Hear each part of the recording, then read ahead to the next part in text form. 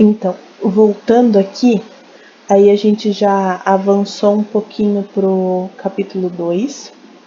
A gente vai falar sobre isômeros geométricos. O que são isômeros geométricos? É o tipo de isomeria espacial que avalia e compara a posição no espaço dos ligantes entre átomos da cadeia. Vamos analisar o seguinte exemplo. Eles mostram as diferenças entre ligações simples e ligações duplas quanto à possibilidade de rotação dos átomos no espaço. Então, notem que aqui, a gente tem um cis, 2 de bromoetano. O que é a nomenclatura cis? A gente vai ver na próxima página, tá? Nomenclatura cis e nomenclatura trans. Então, o cis 2 de bromoetano. Então, aqui a gente tem uma ligação dupla, aqui a gente tem 2 átomos de bromo e aqui a gente tem 2 átomos de hidrogênio. Então, aqui a gente tem o que a gente chama de geometria espacial.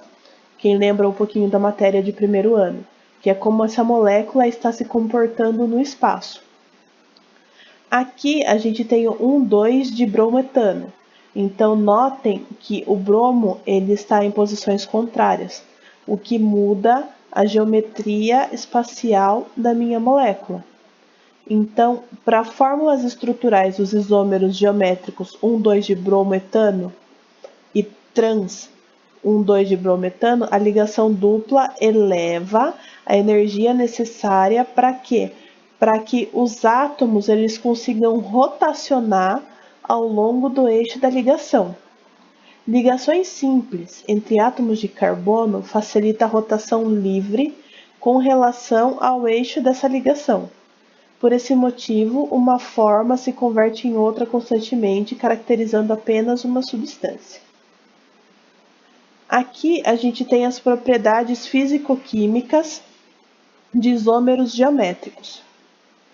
Em alguns isômeros, os substituintes ligados aos átomos de carbonos insaturados são os átomos ou grupos de átomos muito eletronegativos. Relembrando o conceito de eletronegatividade, né? É a capacidade de atrair elétrons para si mesmo. Então, isso faz sugerir uma polarização junto a uma ligação dupla. Então, vamos analisar aqui. A gente tem o cis 2 de cloretano. Por que é cis? A gente vai ver melhor um pouquinho mais para frente.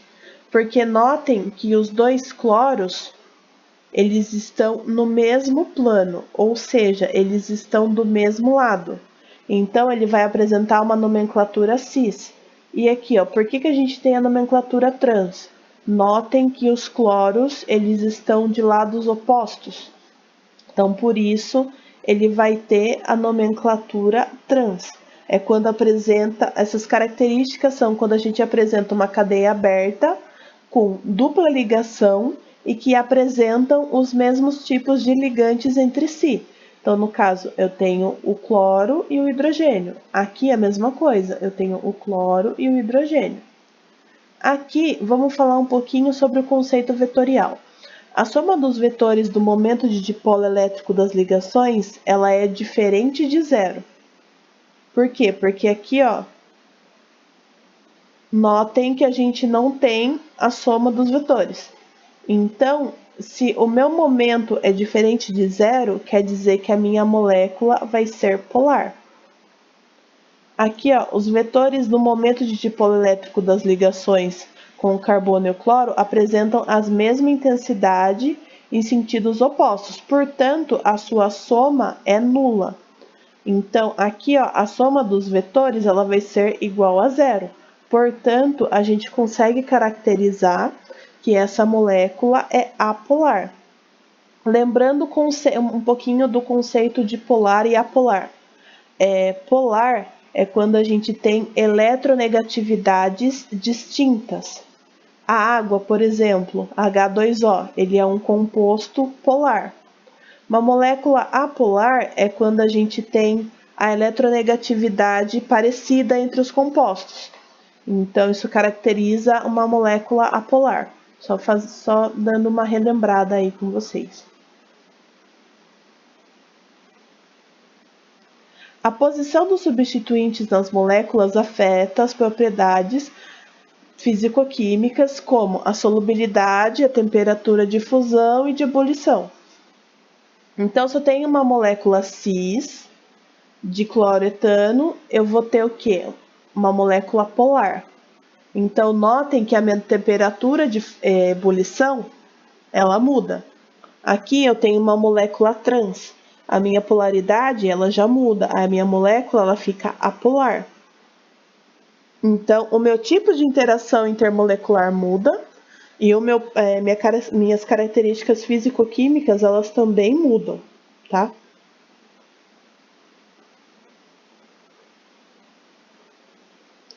Aqui, a gente tem a reação de interesterificação. Essa reação, ela geralmente ocorre em gorduras, com alto teor de ácidos graxos saturados. O que acontece? A gente pega ácidos graxos saturados, monta uma reação com ácidos graxos insaturados, para quê? Para que ocorra o equilíbrio entre os dois, para que esse ácido graxo, ou seja, essa gordura, ela fique na proporção adequada para que ela possa ser usada num processo industrial, por exemplo. Então, aqui, ó, a gente tem o exemplo da gordura trans. Acho que todo mundo já ouviu falar, né? Ela ganhou muito destaque na mídia, né? E agora todos os rótulos de qualquer produto que a gente vai comprar tem que ter essa informação sobre a gordura trans. E qual que é o principal problema dessa gordura trans? É que elas são muito difíceis de serem metabolizadas pelo nosso organismo. Aí, se a gente acumula a gordura, aí vai, ocasionar todos aqueles problemas relacionados à obesidade que a gente conhece, aumenta o risco de desenvolvimento de doenças cardíacas. Então, o que acontece? A principal fonte de ácidos graxos trans é a hidrogenação parcial de óleos vegetais usado na produção de margarina e gordura hidrogenada. Nesse processo, algumas das ligações duplas dos ácidos graxos elas são eliminadas, enquanto uma proporção significativa de insaturações cis é isomerada formando moléculas do tipo trans. Então, vamos ver esse exemplo aqui embaixo. Aqui embaixo a gente tem um exemplo dessa reação. Lembre que geralmente elas ocorrem em óleos e gorduras, tá? Então, são formados por ácidos graxos diferentes, na presença de um catalisador, cujas cadeias carbônicas elas estão representadas aqui, ó, por esses triângulos e esses quadrados. Elas têm os seus ácidos graxos trocados. E com base nessa troca, é possível prever a propriedade do produto final. Então, a gente tem essa reação para ter o equilíbrio sobre o ácido graxo, para daí que ele esteja em proporções adequadas, na presença de um catalisador. Porém, a reação ela vai acarretar numa diferença de temperatura de fusão de ponto final, possibilitando o controle e a consistência desejada em uma determinada temperatura que a indústria vai querer para trabalhar com esse óleo, ok?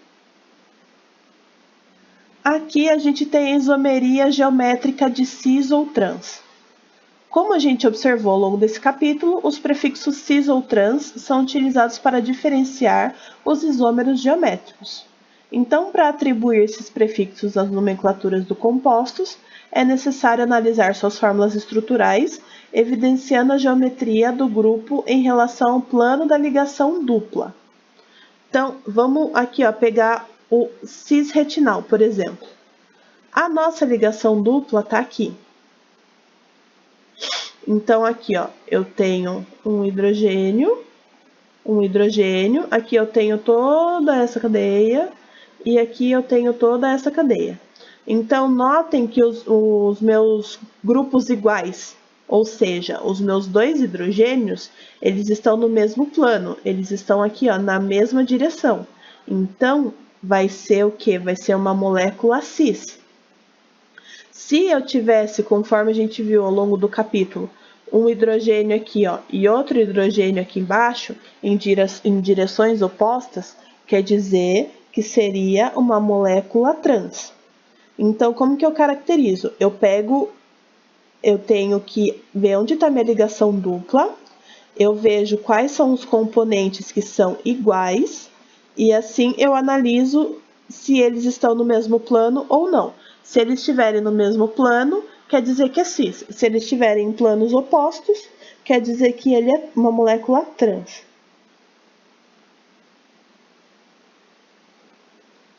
Aqui, ó, simplificando a representação dos grupos destacados para os isômeros geométricos 11 cis-retinal e 11 trans-retinal. Então, aqui, ó, de novo, os grupos hidrogênio, eles estão no mesmo plano. Então, eu tenho uma molécula cis. Aqui, ó, meus dois grupos hidrogênios, eles estão de lados opostos. Então, eu tenho uma molécula trans. A linha vermelha tracejada representa um plano imaginário que atravessa a molécula para que a gente consiga visualizar essa geometria espacial melhor.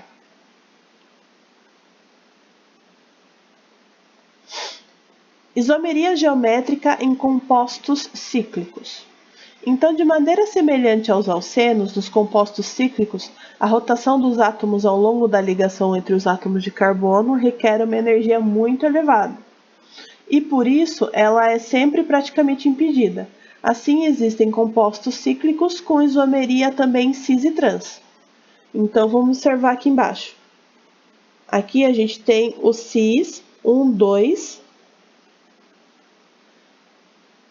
dimetilciclopropano. Por que cis?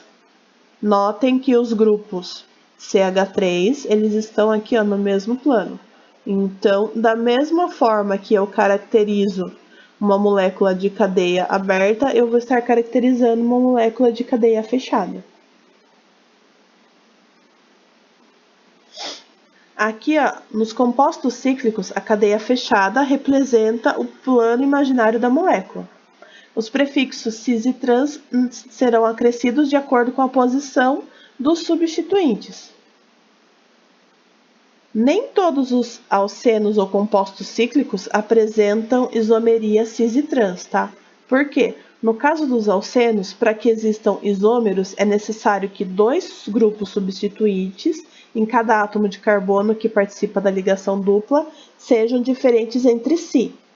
Porém, outras situações elas são possíveis. Ácido trans-butenodioico. Então, notem que aqui eu tenho uma ligação dupla e eu tenho os dois grupos aqui em planos opostos. Então, o que a gente consegue notar aqui, ó? Que eles apresentam substituintes diferentes em cada átomo de carbono da ligação dupla. Aqui, ó, a gente tem um cis, but, 2-eno, porque notem que tanto o grupo CH3 quanto o grupo H, eles estão no mesmo plano. Então, aqui, ó, a gente tem um exemplo de uma molécula cis.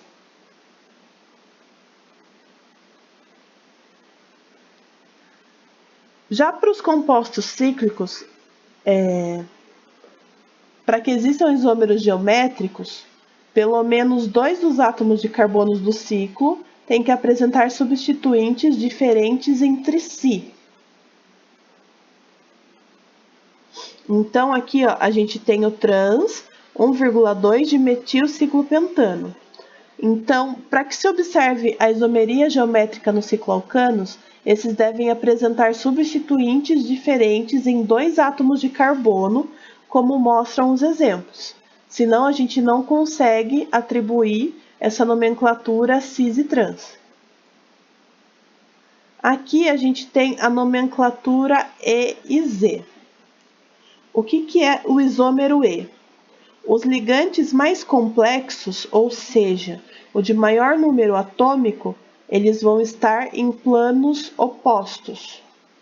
Já no isômero Z, esses ligantes mais complexos ou de maior número atômico, eles vão estar no mesmo plano. O que isso quer dizer? Se nos dois substituintes de maior prioridade estiverem do mesmo lado ao longo da ligação dupla, o isômero ele vai receber o prefixo Z. Se estiverem dos lados opostos do plano, ele vai substituir o prefixo E. Essa nomenclatura é da linguagem alemã, que significa juntos e opostos.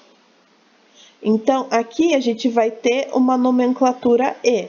Por quê? Porque os grupos maiores... O que são os grupos maiores, tá? São os grupos de maior peso molecular, ou, no caso, uma cadeia mais longa. Então, os grupos de maior peso molecular é o H3C e o cloro. Então, aqui a gente tem uma nomenclatura E. Então, notem que a gente coloca o E entre parênteses e depois dá continuidade no nome da molécula. Então, aqui fica E2, clorobut 2-eno. Aqui a gente tem um Z. Por quê? Porque os grupos de maior peso molecular estão juntos aqui. Novamente, o cloro e o H3C. Então, eles estão no mesmo plano. Então, se eles estão no mesmo plano, eles recebem a nomenclatura Z. Então, aqui a gente tem o Z, 2-clorobut, 2-eno. Ok? Então, essa é a nossa aula dessa semana. Qualquer dúvida vocês me procurem. Eu vou estar disponível no horário das aulas de vocês. Até mais!